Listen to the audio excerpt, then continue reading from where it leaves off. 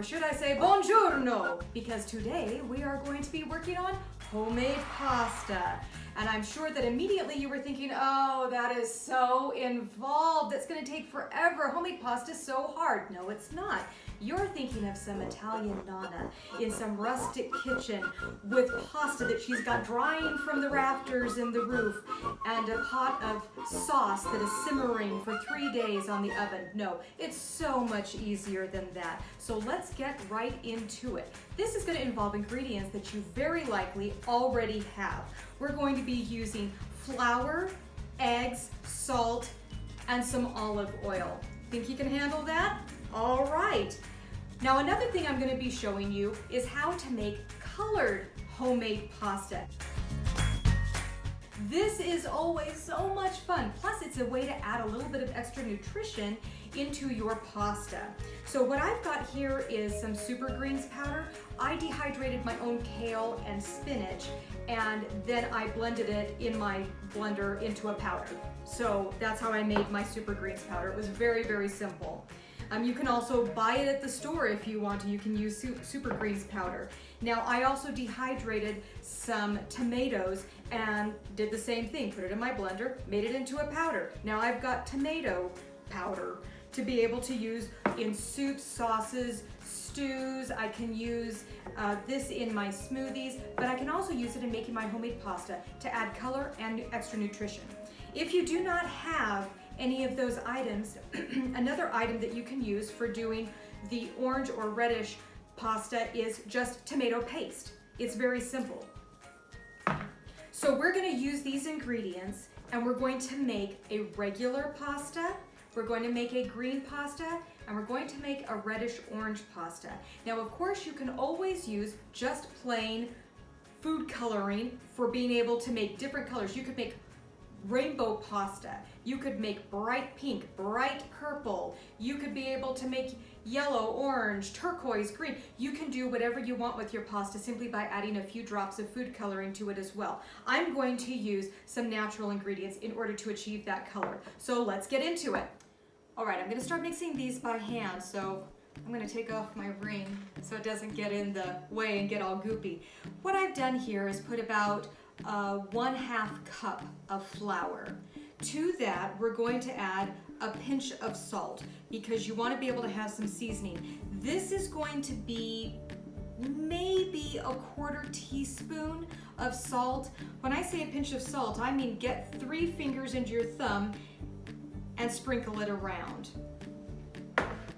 To this, I am going to make a well in the middle, and I'm going to crack an egg right on the countertop. And I'm going to start mixing before I add the olive oil, okay? Now I'm gonna break up that egg, and I'm gonna act like I'm whisking it. And as I'm doing that, I'm bringing in a little bit more flour each time. Now I know I've got some of the egg over here on the counter, so I'm going to bring that back in. And bit by bit, I'm working this flour and the egg together and scraping it as I go. Now, the reason I have the olive oil here is because there will come a point where this will be a little too dry, and I'll need to add a little bit more moisture in. And if you add in too much water, you're not going to have a good pasta. What you need is some kind of a fat. So that is where the olive oil comes in. So I'm going to start kneading this by hand, just trying to incorporate it all together. Very simple, nice and messy. This is a fun thing to have your kids help you mix up as well. So do you see it's kind of getting to be a shaggy dough? And even though it is coming together, it's not moist enough, it's too shaggy, it's not holding together, it's staying crumbly. So what I want to do is add in about a tablespoon of oil. And now start working that together. And the best way to do this really is just on your counter. It's a flat surface that won't move away from you as you're working. If you find that your dough still is too shaggy after you have been kneading it, you can always add more olive oil. Don't be afraid to do so. You don't want a tough, firm dough. You want a nice soft dough. Not a sticky dough, but a soft, pliable dough. And I can tell that this is going to be able to benefit from a little bit more of our olive oil. So during the course of kneading your pasta dough, you're probably going to discover that you'll need about 1 to 2 tablespoons of olive oil. And I can already feel that this is getting more pliable. Now, you will need to work this dough ball for about 5 minutes. And one of the things that I've discovered is really helpful is having one of these scrapers. If you don't have one, it's fine. Use your fork to scrape and bring everything in. I like this one because it's got a wider surface so I can bring more in. So I'm going to sit here and knead this dough for about 5 minutes, and I'll see you back here at the end. Okay, so I've been kneading for about 5 minutes. It turns out I needed about 2 tablespoons of my olive oil. And now I've got it into a nice soft ball, and when I press on it, it starts to bounce back. What we're going to do is just put it into some saran wrap, and we're going to leave it to sit for about 30 minutes or more. It will continue to soften, the gluten will form, and it will become much easier to roll out and then make into a pasta later. So we're going to set this to the side, and we're going to get started on batch number 2. And I'm sure you're thinking, that's really small. How am I supposed to get a whole meal of pasta out of that? Well, this is small, but remember that we're making 3 batches of them. We're going to also make a green batch and a reddish-orange batch. So when you have them all together, you will have more than enough for a nice large dinner. So just wait and see how much this makes in the end. So again, I'm going to do about half, well, or maybe a rounded half cup, so a generous half cup of flour, sprinkle of salt, make a well in the middle, like we just did. And now, we're going to add 1 tablespoon of our super greens powder. Now, because this is a dry ingredient, it is also going to help with keeping it from being too moist. Obviously, if it's too dry, we just continue adding in some more olive oil. If it's too wet, we would add in some more flour. So, start whipping up this egg, drawing in a little bit from the flour each time. Get our egg that came out onto the counter, start mixing it in. And as soon as we're to a point where we think we can start to do it by hand without the fork, we just scrape off the fork and start trying to incorporate. same thing as before. And I will add olive oil as I need it when this comes together and makes kind of a shaggy dough. And I will see you back here in a few minutes after I have done kneading this for about 5 minutes until it is a nice soft dough ball. We're done. We're going to wrap it in our saran wrap. And if you want it to have a lighter green, because this is a nice dark green, if you want a lighter one, use only half a tablespoon of your super greens powder, or even 1 teaspoon, just enough to be able to give it the green color that you want. And it can be any shade that you would like. So I'm going to set this to the side, and we're going to get started on the tomato pasta. And you know the routine. Flour, salt, egg, a tablespoon of your dehydrated tomato powder, Or a tablespoon of tomato paste. and begin mixing. Incorporate it all together. Add the olive oil as you need.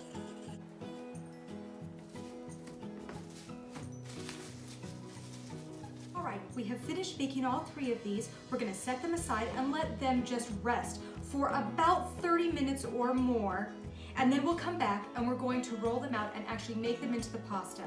And if you want to be able to make a batch for dinner, but you don't want to have the colored ones, you want to just have a regular pasta, that's fine. You can make a double or a triple batch all at the same time. You do not need to make them individually. Just double or triple the recipe and you can make it all at the same time. However, you will have to probably increase your kneading time. You will have to knead for maybe 7 to 10 minutes rather than just 5. I'll see you back here in a little while. And we're back. Now, I had let these just sit on the counter to set and rest for a while. If you wanted to keep them overnight in the fridge for a dinner the next day, that would also be fine.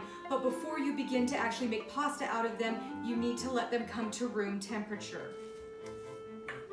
I also have a knife and a pizza cutter for preparing the pasta. I have a cookie sheet that I have put some flour on because we're going to need to put a lot of flour on here to keep it from sticking. And I have a rolling pin, I have extra flour with me, and I have my pasta maker. I'm gonna show you how to use the pasta maker and how to do it by rolling out if you don't have a pasta maker. So we're gonna start out by using our regular pasta first, and then we'll start doing our pasta that we have colored with our powders. So let's get this out of our saran wrap. And I'm going to flour the counter. Don't be afraid of flouring this because you don't want it to stick to everything. This is going to require a lot of flour so that all of your pasta doesn't stick together. All right. Oh, that is so nice and soft. I'm going to go ahead and get some flour on that. Okay. In order to make this easier and to keep it from drying out too fast, I'm going to cut it in half, and I'm going to keep the other half to the side. And I'm going to keep it under a towel so that it doesn't dry out while I'm waiting. You can also keep it inside the saran wrap. Now I'm going to shape this, because right now it's in a half circle. I want it kind of in a rectangle because I want to try and keep it in a long rectangle shape. And then just begin rolling.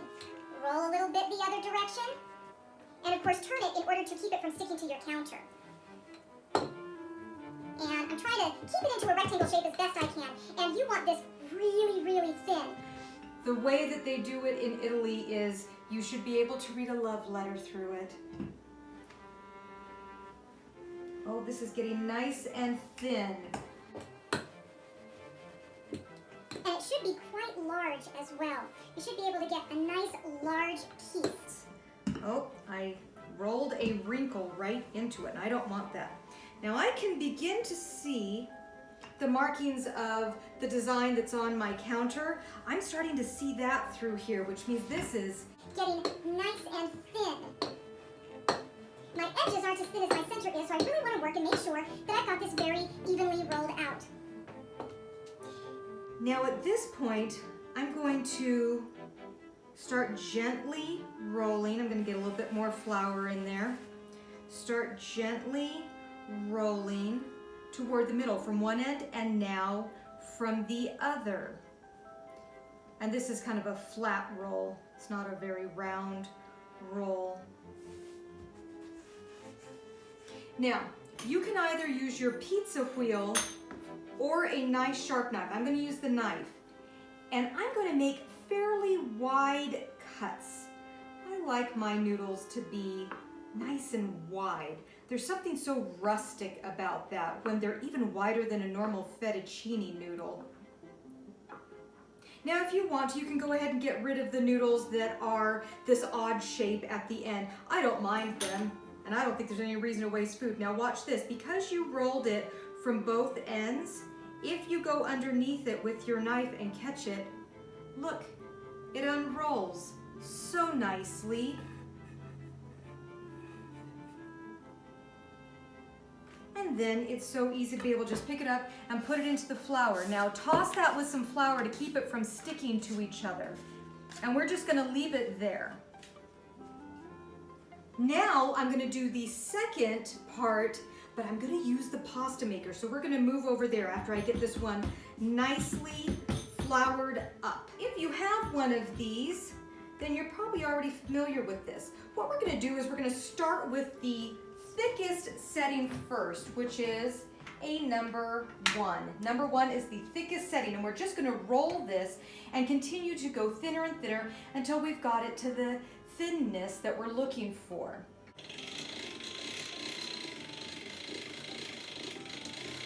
There we go. It was a little bit thick trying to go through. The first time it goes through, make take a little while it thins it out. Now I'm going to keep flouring this. And make sure that we've got it well floured on both sides. I'm going to send that through again. Oh, that went through so nicely. Now I'm going to set this one setting down. I'm going to go through again. And we're going to keep going through until I get to a much thinner setting. And if you need to, you can keep flouring it to keep it from sticking to things. And I'm just going to keep rolling this through. Now this has gotten so long, I'm going to cut it in half so it's easier for me to be able to put it back through the pasta maker. All right, I've got it about where I want. We're going to make nice, thick noodles.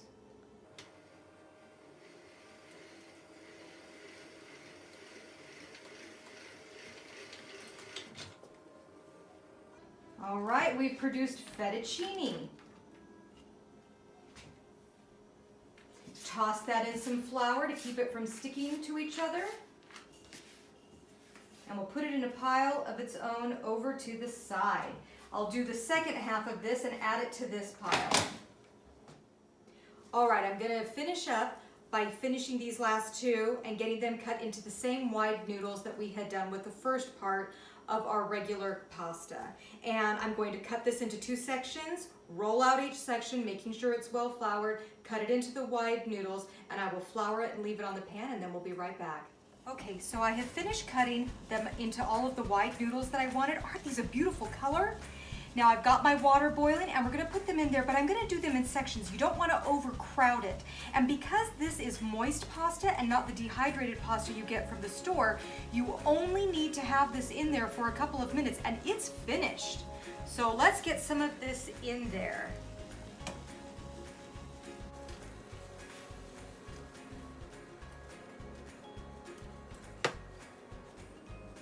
This will be done in just a couple of minutes and we'll be right back. This has only been in there for a couple of minutes. When it floats to the top, it is done.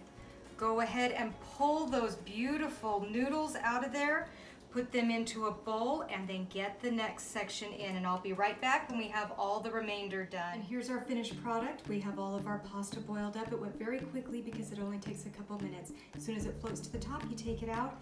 Now it's ready to be dressed with really nice sauce. You can do some cut up cooked chicken and add it to some Alfredo sauce, or brown up some ground beef and put it with some spaghetti sauce and serve it with this and a loaf of crusty bread, and you've got a delicious meal. So I hope you've enjoyed learning how to make homemade pasta today. I'll see you next time. Thanks for joining us.